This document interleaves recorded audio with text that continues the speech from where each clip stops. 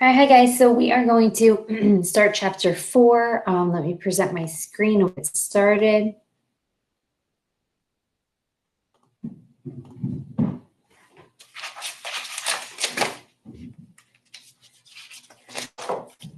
Okay, so in chapter 4, we're going to be talking about all different types of transformations. We're going to start with talking about translations. Okay, the more common word that you may know from previous courses for translation is a slide. Okay, when we translate something, we're sliding it. All right, so there is a lot of terminology and notation for this chapter, so let's get started here. Vectors. A vector is a quantity that has both direction and magnitude, or instead of magnitude, you can say size, and is represented in the coordinate plane by an arrow drawn from one point to another. So it looks like a ray, okay? So here we have a vector, and here we have a the vector, I was looking at the diagram wrong. The vector is PQ, and it looks like a ray. And this is showing the movement, 5 units to the right and 3 units up. All right, so if you think of P as like your starting location and it's moving to Q, to point Q, that's what the vector is indicating. And to move there, we're moving 5 units to the right and 3 units up. So the diagram shows a vector. The initial point or starting point of that vector is P, and the terminal point or ending point is Q. So again, we start at point P, that's your initial point. We move to point Q, that's our ending point or our terminal point. All right, the vector is named vector PQ, and I know it's really small, but that's actually, it looks like a little ray. So there should be, let me get my pen. So when we draw a vector, we put an arrow on the end of it. Okay, so vector PQ, which is read as vector PQ. The horizontal component of vector PQ is 5, and the vertical component is 3. Okay, the component form of the vector combines the horizontal and vertical components. So the component form of vector PQ is 5, 3. It almost looks like a coordinate, but it's not. It's telling you the movement, how we're going from the starting point to the terminal point. The first coordinate is always going to be, or the first, number is always going to be the horizontal movement, and the second number is going to be your vertical movement. And notice we're not using parentheses, we're using these little brackets. So 5, 3 is what we call our component form, talking about the movement direction, okay? So for the first example, it says identifying vector components in the diagram, name the vector and write its component form. So the starting point is J, the terminal point is K. So we're going to name, I have to get my pen, sorry. We're going to name this, actually name the vector. You would name it J, K, starting point and then terminal point. All right, and the component form, that's about the movement, how many units. All right, from J to K, we're moving 1, 2, 3 units to the right and 1, 2, 3, 4 units up, both positive values. So the component form is 3, 4. All right. Keep on moving along. A transformation, which is this whole chapter is about transformations. A transformation is a function that moves or changes the figure in some way to produce a new figure called the image. Another name for the original figure is the pre-image. Okay, so when we move or slide a triangle, for example, the original triangle, before we perform any transformations, the original triangle is called the pre-image. And after you perform the transformation, whether you're sliding it, flipping it, rotating it, that result is called your image. And the points on the pre-image are the inputs for the transformation, and the points on the image are the outputs. All right. Translation, which is what this section's going to focus on. A translation moves every point of a figure the same distance in the same direction. More specifically, a transformation maps or moves the points P and Q of a plane figure along a vector, comma B, to the points P prime and Q prime so that the following statements are true. All right, the first statement says the distance from P to P prime is equal to the distance from Q to Q prime. All right, and then it says that the segment that connects P to P prime is parallel to the segment that connects Q to Q prime. All right, so what that means is when we say that P to P prime is equal to Q to Q prime, if we're moving P to a new location, Q to a new location, we're going to be moving on the same distance. There's going to be a translation rule that tells us how far to move. All right, so we're going to be talking about this in just a minute, but this means that distance is preserved, okay? And then it says P to P prime equals Q to Q prime, and P P prime segment and Q Q prime segment are collinear. All right, and that kind of makes sense. Okay, so here is the notation that we're going to be using. So down here, okay, when we write our translation rules or when we're given a translation rule, the T is indicating it's a translation. All right, so right away I know I'm going to be sliding. The X comma Y, that is your pre-image. That's our original location, okay? And then this rule, they're going to tell you add or subtract some value to the X and add and subtract some value to the Y. That's going to result in your image. All right, so let me scroll down. Let's do an example. Translate a figure using a vector. It says the vertices of triangle ABC are A, 0, 3, B, 2, 4, and C, 1, 0. So let me see if I can make this a little bigger just so I can graph a little more easily. So let's plot the points that were given. So 0, 3 is our A coordinate. Here's A. And then we have 2, 4. There's B, and then 1, 0. There is C. Okay, we'll connect it, and we have our triangle. All right, now it says translate triangle ABC using vector 5, -1. So that's telling you to move all the coordinates 5 units to the right and 1 unit down. Okay, so I actually think it's easiest to list the coordinates of ABC. A is 0, 3, B is 2, 4, C is 1, 0. And then what we're going to do is we're going to write A prime, that's our image, our new A, B prime, our image, and B prime. To get A prime, we're going to follow this rule. The rule says to add 5 to all of the X coordinates. You can do this in your head, but write it out. 0 plus 5. For B, it's going to be 2 plus 5. For C, it's going to be 1 plus 5. And then for the new Y coordinates, we have to subtract 1 from the Y's. So 3 minus 1, 4 minus 1, 0 minus 1. Right, so your results are 5, 2, 7, 3, 6, -1.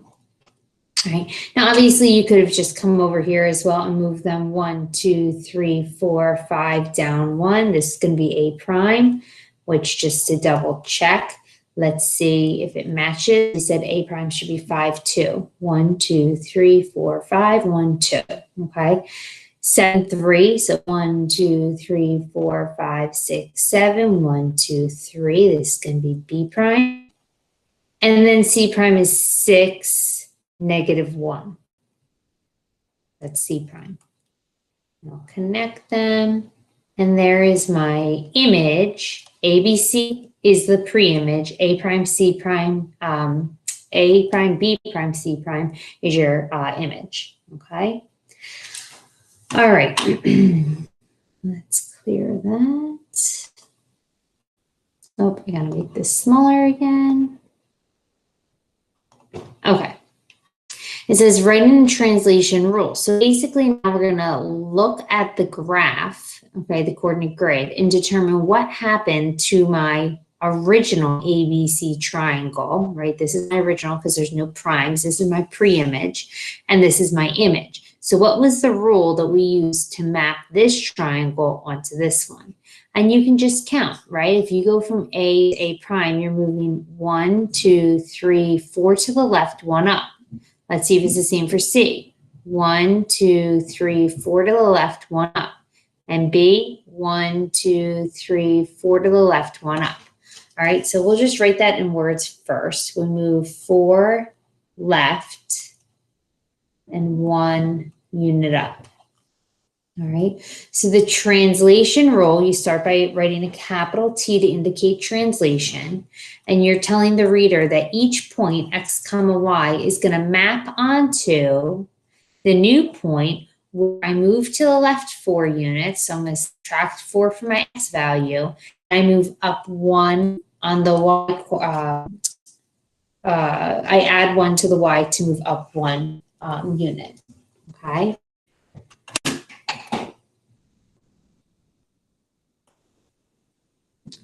All right, next, a rigid motion is a transformation that preserves length and angle measure.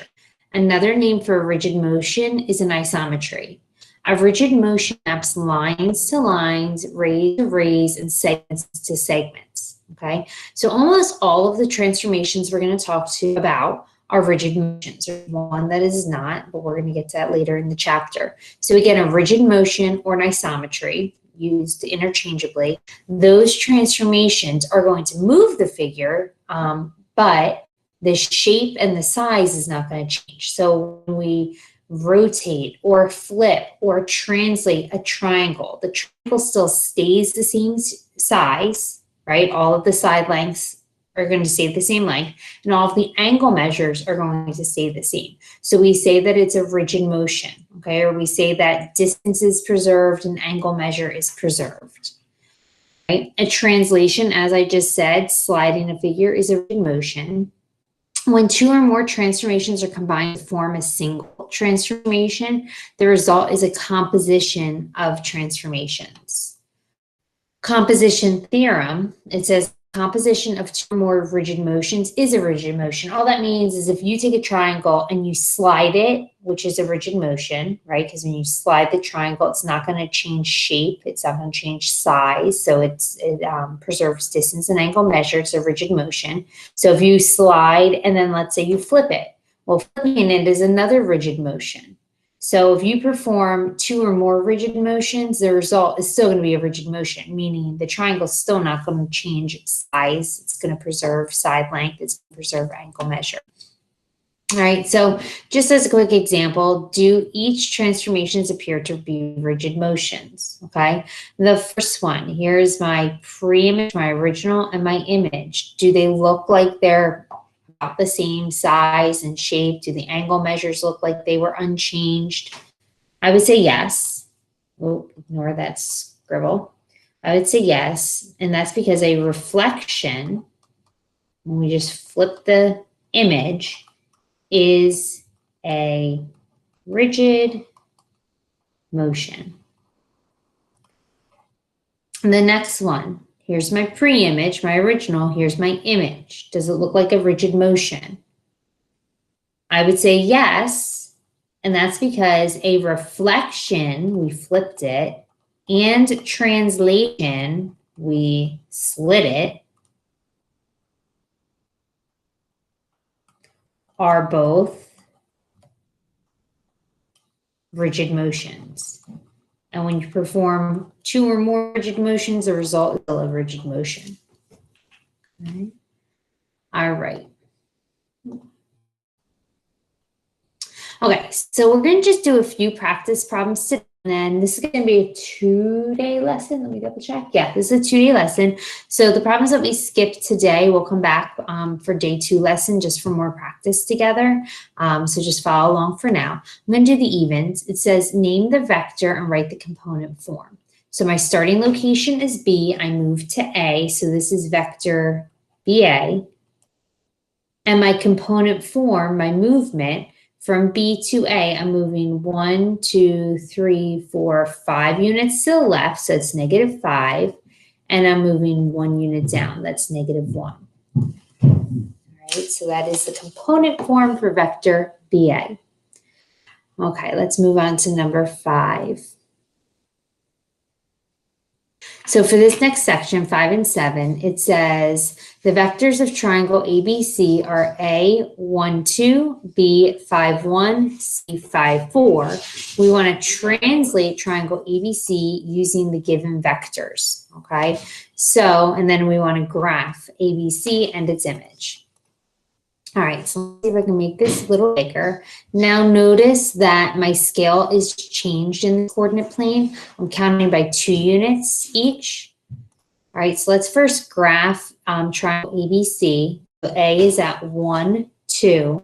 1 is only over half, and then 2. This is going to be the location for A.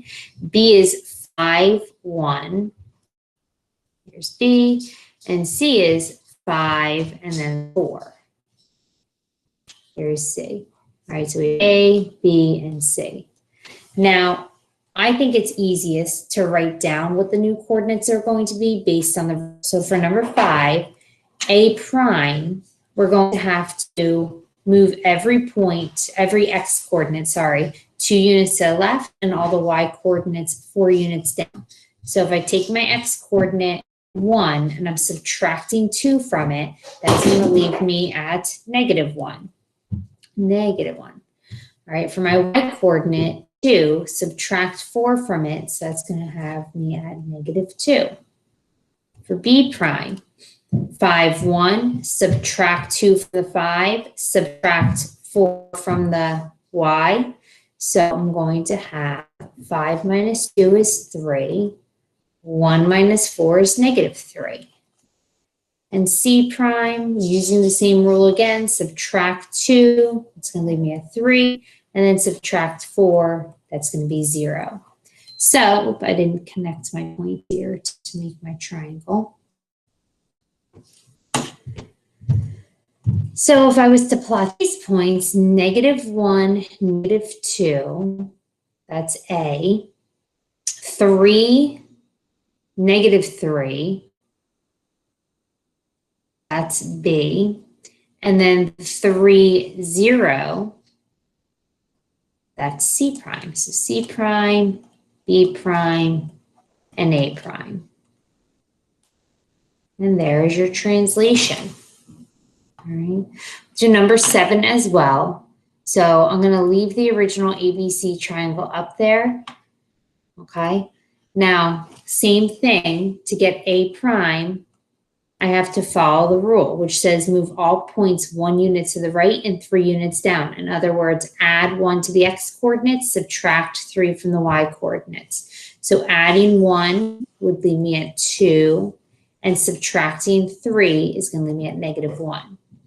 B prime, add 1 to get a 6, subtract 3 to get a -2. And then C prime, add 1 to get a 6, subtract 3 to get a 1. That's C prime. All right, A prime is 2, -1. It's A prime. And then B prime is 6, -2. And C prime is 6, 1. Right there. So that's C prime, B prime, A prime. All right, so that's how you work on problems 4 through 7. But like I said, we'll come back to the evens in the next lesson. Okay, and then in exercises 8 and 9, it says write a rule for the translation of the quadrilateral PQRS to quadrilateral P prime, Q prime, R prime, S prime. So we're doing the odd, so we'll work on number 9. All right, so what you want to do is just pick one of the points. Let's start with P and ask yourself, how do I move from P to P prime? It looks like I have to move 1 unit to the right and 1, 2, 3 units down. I'm going to see if it works for all the coordinates. So if I go 1 to the right and 3 down, I should land on Q prime. If I go 1 to the right and 3 down, I should land on R prime. And then 1 to the right, 3 down, I should land on S prime. So again, that's 1 unit right and 3 units down. Right? So my translation rule, I'm going to tell the reader to take every point x comma y and map it onto x plus 1, because I'm going 1 to the right, and y minus 3, because I'm going 3 units down. And that's your translation rule. All right.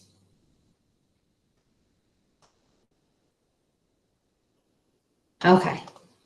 For exercises 10 and 11, it says use this translation rule. So when I read this, I'm thinking, okay, every point is moving 6 units to the right and 3 units down. Right, so problem 11 says, what is the image of R prime? Okay, so where does R prime move? Well, again, I'm adding 6 units to the x coordinate, and I'm subtracting 3 units to the y coordinate. And if this is R prime and I'm moving it, that means I'm going to land at, why did I write a B? Sorry, it should be an R. That means I'm going to be landing at R double prime. Okay, basically you already had R moved to this location to get R prime. And if I move it again, if I translate it again, I'm going to have R double prime. All right, so if I add 6 to the x, that leaves me at 6. And if I subtract 3 from the y, that leaves me at -8. Okay. All right. That is it for this lesson. Let me just clear this. Sorry for all the background noise. My son just got home from baseball. Okay, so that is it for this lesson, and I will see you back here